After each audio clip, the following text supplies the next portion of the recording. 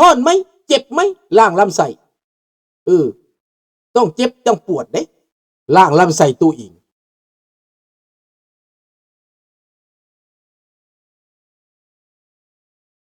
นั่นแหละเวียดนาม need more land they are going to expand to Laos นั่นแหละเจ้าก็ว่าถือกฎหมายบ่ล่ะสำหรับเวียดนามมันก็ว่ามันถือกฎหมายเออ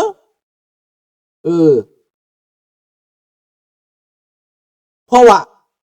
ค่อยได้ซอยสงครามลาวเด้ค่อยเฮ็ดสงครามให้ลาวเด้ค่อยได้เอาหมาพวกนี้คืนอำนาจเด้ค่อยก็ต้องส่งคนเข้าไปขยายอำนาจค่อยไปก็คือพวกหมาพานที่เขามาตอบโต้เฮานี่แหละหมาพานที่มันได้ประโยชน์หมาพานที่มันได้อยู่ได้กินมันก็ว่าถูกต้องได้มันก็ว่าเฮาบักฮู้ขี้เห็นบ่ล่ะคนประเภทนี้นะลาวก็ลืมตัวเองว่าตัวเองเป็นชาติใดเดี๋ยวนี้จักหน่อย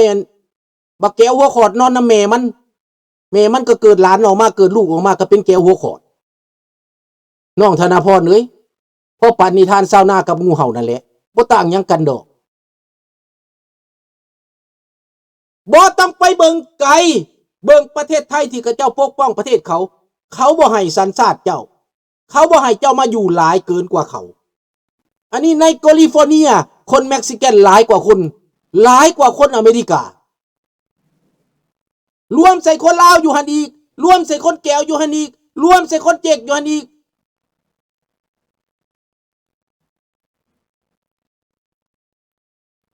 นั่นแหละมันสีมันปนสีมันแต้มสีแม่นมันพวกเบิดแม่นพวกนี้แหละลักซกก็แม่นพวกนี้เบิดเอ้าก็คือเมืองข้าพเจ้านี่แหละ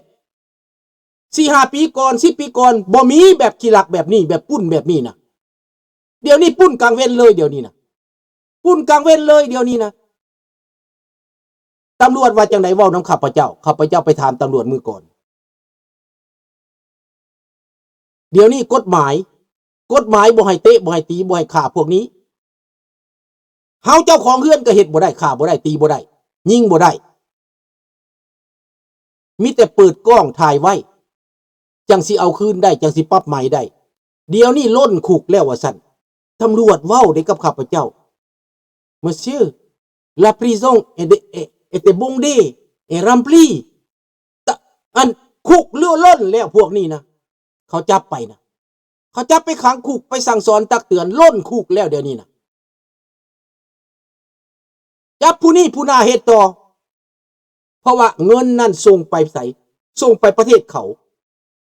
เข้าคุกอยู่นี่บ่ตายเขาว่าจังซั่นได้เข้าคุกอยู่นี่ได้กินข้าวฟรีได้อยู่เฮือนฟรีได้เบิ่งทีวีเข้าคุกอยู่นี่เขาบ่ย้านคนอาหรับเขาบ่ย้านเข้าโลดนี่แล้วรัฐบาลหมดปัญญารัฐบาลอยู่แขวงนี่นะ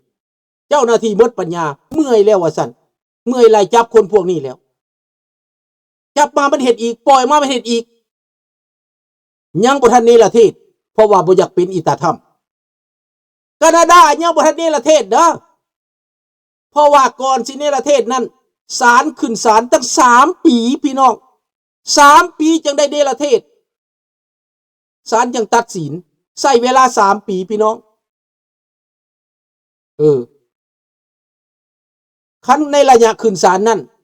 ลูกเต้าหลานเหลนของเขาก็ไปแลนหาผู้แทนหานักการเมืองซอยเนเห็นดีเนไปเว้าให้เนนักการเมืองก็ไปแลน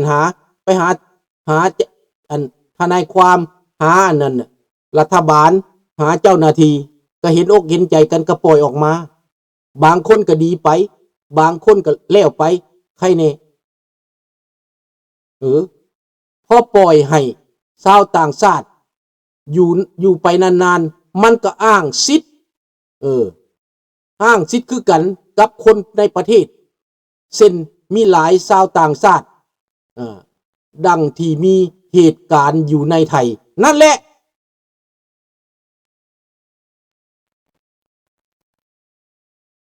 เอ้าเจ้าให้คนจีนมาอยู่จีนสีเท่าเนี่ยเบิ้ง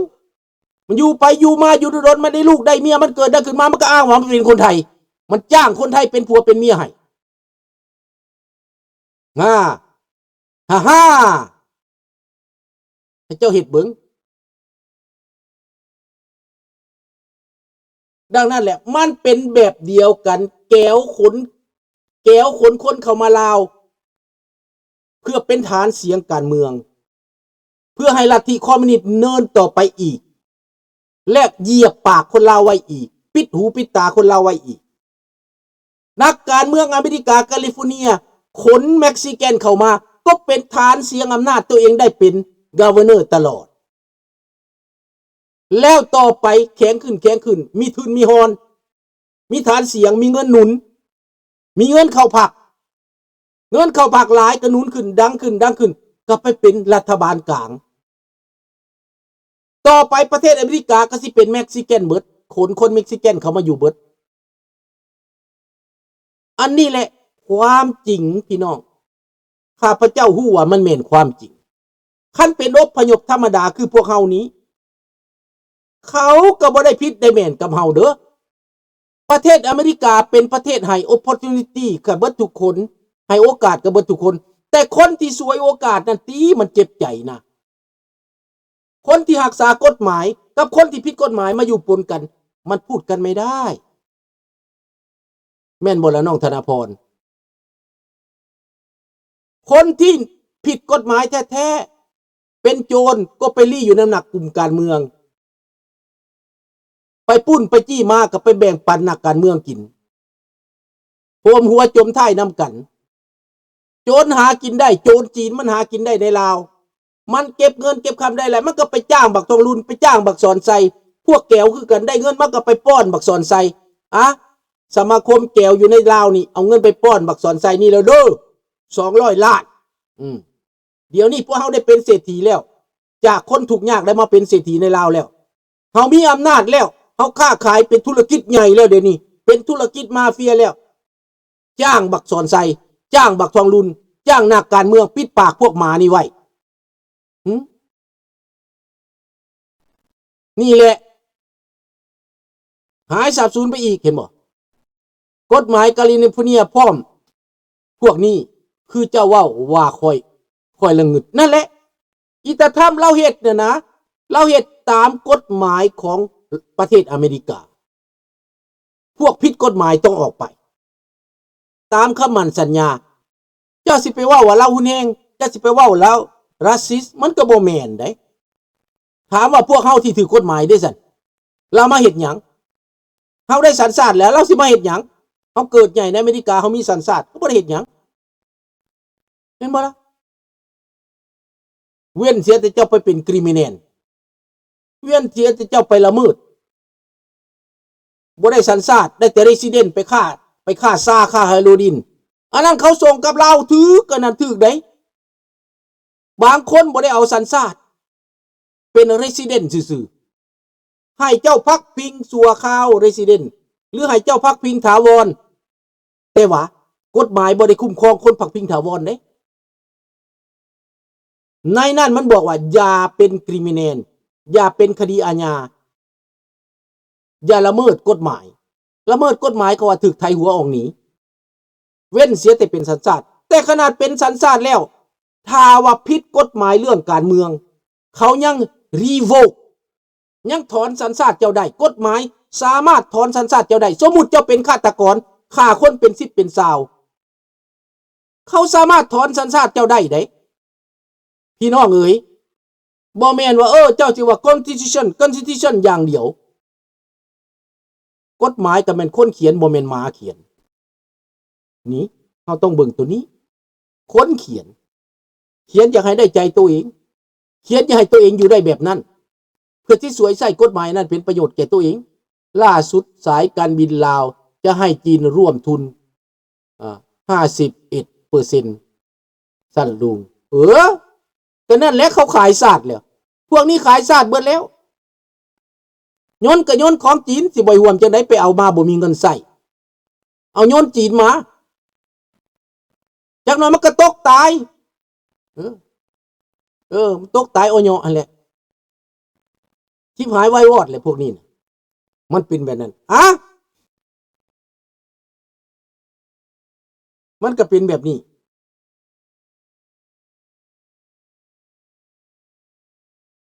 คิดบังดูพี่น้องข้าพเจ้าเว้าคือบ่นักการเมือง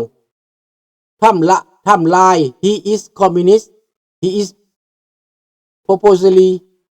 destabilize America his agenda affect innocent people too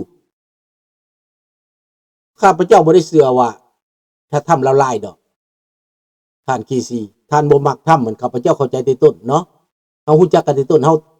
เป็นคนละฝ่ายกับข้าพเจ้าเนาะข้าพเจ้าเอารีพับลิกันข้าพเจ้าบ่เอาเดโมแครตทำจะดีหรือบ่ดีข้าพเจ้าก็บ่ว่าหยังแต่ข้าพเจ้าเห็นว่ามันมีความจำเป็นต้องทำมันมีความจำเป็นต้องเฮ็ดถ้าบ่ซั่นอเมริกาจะกลายเป็นเมืองนรกมันจะกลายเป็นเมืองนรกถ้าเขาบ่พอใจเขาก็ไปจูดป่าแคลิฟอร์เนียอีจะทำแล้วฮู้แล้วว่ากัฟเวอร์เนอร์บ่ได้ใส่ใจจูดโลดเพื่อสร้างเรื่องเพื่อจะได้เงินงบประมาณมาจูดแม่มาโลดเห็นบ่ล่ะอันนี้แหละหาเรื่องเพื่อนักข่าวคือกันขี่บอกกับโจมตีถ้ำเหี่ยวบอกกับโจมตีถ้ำข้าพเจ้าว่านักข่าวก็บ่ได้เป็นกลางมื้อนี้ข้าพเจ้าฟังนักข่าวต่างประเทศเขาดีเบตกันมาจากทั่วทุกมุมโลกนักข่าวมาจากออสเตรเลียมาจากไสเขาตั้งวงดีเบตกันข้าพเจ้าฟังมันเข้าทางตาถ้ำได้อันนี้นะเรื่องพวกนี้ก่อความรุนแรงมันเข้าทางตาถ้ำเจ้าสิมักหรือบ่มักตาถ้ำก็มีสิทธิ์ปกป้องประเทศอเมริกาเพื่อความสงบสุขของพื้นแผ่นดินอเมริกาสามารถส่งทหารจะเป็นทหารยังก็ได้เบิดไปปกกันเพื่อบ่ให้มันเกิดความเสียหายไปหลายกว่านั้นเศรษฐกิจยิ่งตกต่ำอยู่แล้วความรุนแรงมันยังมีหลายอยู่แล้วนี่เขาส่งทหารไปปกป้องหยังเขาไม่ได้ส่งไปยิงคนเขาส่งไปปกป้องสถานที่สำคัญของรัฐบาลนี่เรื่องของมันนั่นแหละสื่อนั่นแหละปั่นป่วนนั่นน่ะมันได้เงินมันก็ปั่นป่วน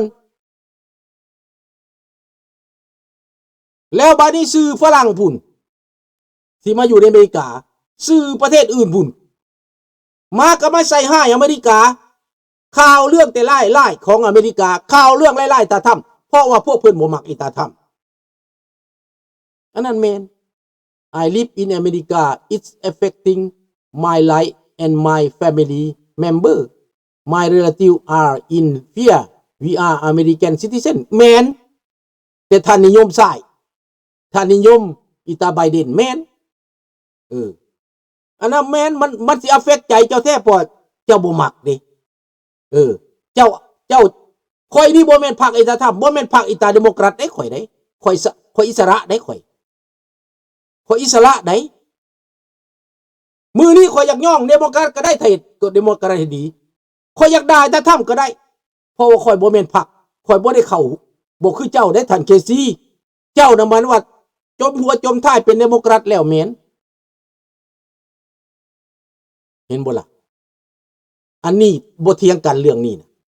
เนาะเอาความจริงมาเว้าเจ้าสิไปปกป้องพวกกันน่ะผิดกฎหมายเจ้าก็ปกป้องไว้มีหยังเจ้าว่าเดโมแครตข่อยนี่ต้องเอาคนอพยพเข้ามาหลายๆคนผิดกฎหมายก็อย่าเอามาคนมาเพื่อเป็นพวกเจ้า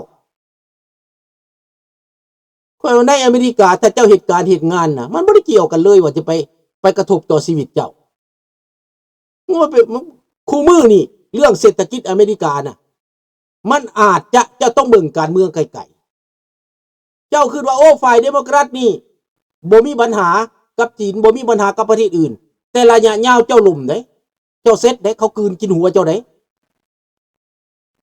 อีตาทำในปัจจุบันนี้เราพยายามปกป้องอเมริกาแต่ว่ามันบ่ง่ายเด้การปกป้องอเมริกานะเพราะจีนมันสิกินหัวเจ้ารัสเซียสิกินหัวเจ้าอีตาทำเราก็พยายามถามว่าเราอยากเฮ็ดสงครามซอยยูเครนบอกข้าพเจ้าว่าเราบ่ได้อยากเฮ็ดเราอยากให้สงครามหยุดข้าพเจ้าเข้าใจวิธีการก็ต้องว่าเอาใจรัสเซียเพื่อบ่อยากให้มันสงครามลามไปเพื่อบ่อยากให้สงครามเกิดนิวเคลียร์กันมันก็มีส่วนคือกันข้าพเจ้าบ่ได้หมายว่าอีตาทำดีหมดดอกแนวบ่ดีก็มีแต่หมายว่าต้องเบิ่งความจริงต้องเบิ่งความจริงเด้ลุงครับระวังด้วยนะผมเป็นห่วงระวังบักดาวปากกาย